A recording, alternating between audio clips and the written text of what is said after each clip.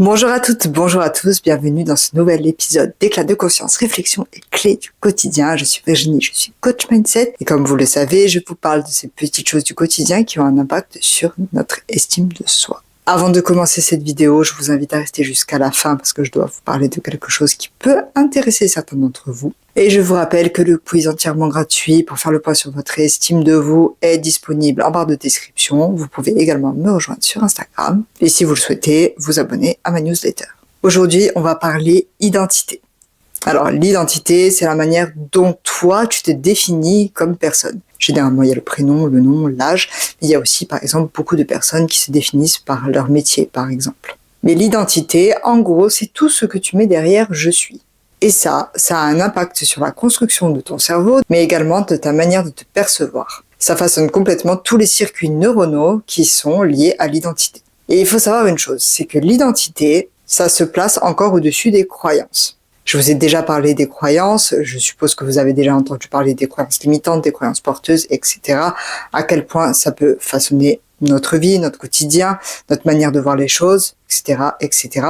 Et bien l'identité, c'est encore plus puissant. En gros, on va avoir tout ce qui est environnement, après on va avoir les actions, après on va avoir les croyances, l'identité, et après on va partir sur des sphères un petit peu plus hautes, qui sont liées à la vibration, etc.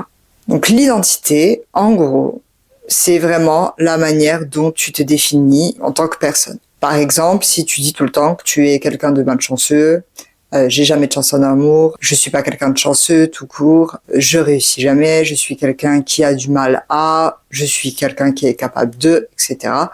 Et bien tout ça, toutes ces paroles-là, c'est très lié à ton identité. Alors non seulement lorsque tu t'exprimes par rapport aux autres, mais aussi par rapport à ton discours interne. L'identité, c'est extrêmement fort. Pourquoi ? Parce que ça a un impact littéralement sur tout, y compris sur les croyances conscientes et inconscientes. Plus tu prêtes attention à ton identité, plus, on va dire, les choses qui se trouvent en dessous dans la pyramide, si je peux dire ça comme ça, vont elles aussi être impactées. Si tu te définis comme une personne épanouie, eh ben, tu seras épanoui. Si par contre, tu te définis comme une personne qui est malheureuse, qui a pas de chance, que tu te définis aussi par rapport aux événements passés, par exemple, eh ben, ça va avoir un impact littéralement sur ton identité. S'identifier par exemple à des événements passés, on l'a tous fait à un moment donné, généralement en plus des événements douloureux, c'est assez nocif pour l'estime de soi. Et donc pour l'image de soi, pour l'amour de soi et évidemment pour la confiance en soi. En gros, un événement passé, généralement, c'est pas ça qui te définit. À la limite, ce qui te définit, c'est la manière dont tu y as réagi, ta capacité à rebondir, etc. Par exemple. Et si tu arrives à t'identifier à des événements passés dits négatifs, s'entend, hein, et ben tu peux aussi t'identifier à des événements positifs. Et à ce moment-là, généralement, c'est bien plus porteur. Donc je vais t'inviter dans un premier temps à prendre conscience si tu t'identifies à certains événements de ton passé ou pas. Je rappelle également que le passé ne prédit pas l'avenir. Et d'ailleurs, ces événements-là, souvent, c'est pas ceux qui ont fait la majorité. Comme vous le savez, souvent, ce sont plutôt des événements marquants. Si ça t'arrive de t'identifier à des événements négatifs de ton passé, vraiment, tu peux totalement changer ça et avoir une identité qui se raccroche plutôt à des événements porteurs. Mais pareil, un événement, on est spectateur, même si on joue un rôle dans la pièce, généralement, ça ne nous définit pas. Donc, en tant que personne, en tous les cas, ça ne nous définit pas. Il y a aussi beaucoup de personnes qui s'identifient à leur statut dans l'entreprise, on va dire, par rapport au poste qu'ils occupent. Ces personnes-là, lorsqu'elles vont se présenter, souvent, elles vont dire « je fais ça ». Sauf que oui, ça vaut dans l'entreprise, ok, c'est le métier que tu fais, mais leur statut, qui leur a été conféré par le travail, souvent, ils vont le ramener à l'extérieur. Sauf que dans les faits, oui, un statut de travail, il est valable qu'au travail. Hiérarchiquement, dans la vie, ça sert strictement à rien. Parce que fondamentalement, personne n'est au-dessus, personne n'est en dessous. Donc, d'expliquer ce que l'on fait lorsqu'une personne nous le demande, très bien, mais dans les faits, s'identifier au poste qu'on occupe, globalement, c'est pas vraiment quelque chose, on va dire, de très probant, parce que ce statut-là, en réalité, il n'existe que dans une certaine configuration. Donc, si toi, tu t'identifies pleinement à ton travail, ça veut pas Évidemment, c'est quelque chose qui fait partie de ton quotidien.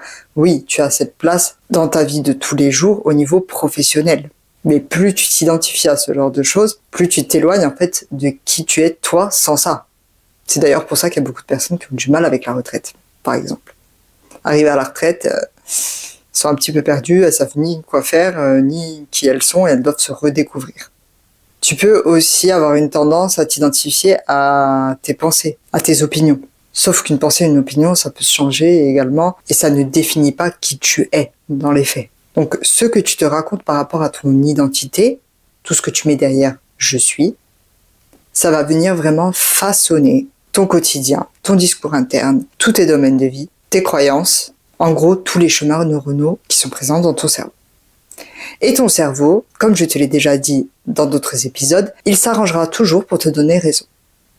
Oui, il veut avoir raison, donc il va toujours s'arranger pour coller avec ta vérité, la vérité que tu te racontes. Mais également pour coller avec ton identité. Il ne va pas supporter une dissonance. Donc, il fera tout pour coller à l'idée que tu te fais de ton identité. Le but de cet épisode, c'est vraiment de te faire comprendre que l'identité, la manière dont tu te définis, la manière dont tu te perçois, ça a un réel impact sur absolument toute ta vie. Donc, si il y a quelque chose qui, à l'heure actuelle, ne fonctionne pas comme tu voudrais, et que tu ne sais pas vraiment d'où ça vient, je t'invite également, en plus des croyances, à aller vérifier du côté de ton identité. Et si tu veux aller un petit peu plus loin, tu peux faire l'exercice qui est le suivant, c'est d'aller chercher tout ce que tu mets derrière « je suis ». Évidemment, une identité, ça peut se retravailler, ça peut se changer. Donc tu as le choix, tu as une capacité à remodeler ton identité. Je t'invite donc à relever tous ces éléments, ou en tous les cas un maximum d'éléments qui te viendraient à l'esprit, et à vérifier que ces derniers correspondent à qui toi tu as envie d'être. Et oui, ça peut paraître un petit peu facile dit comme ça, mais on aime bien tout compliquer. Mais en réalité, quand on décèle ce genre de choses, ça suffit de toute façon pour en prendre conscience et justement avoir un impact sur les choses qui ne nous conviennent pas ou qui ne nous conviennent plus. Puis après, en prêtant attention et avec la répétition, au bout d'un moment, l'identité, elle aussi, va changer dans la direction qu'on lui donne. Mais oui, pour ça, il faut prêter attention et puis se reprendre si nécessaire, concernant notamment notre discours interne. Avant de clôturer cet épisode, je te disais au tout début de rester jusqu'à la fin.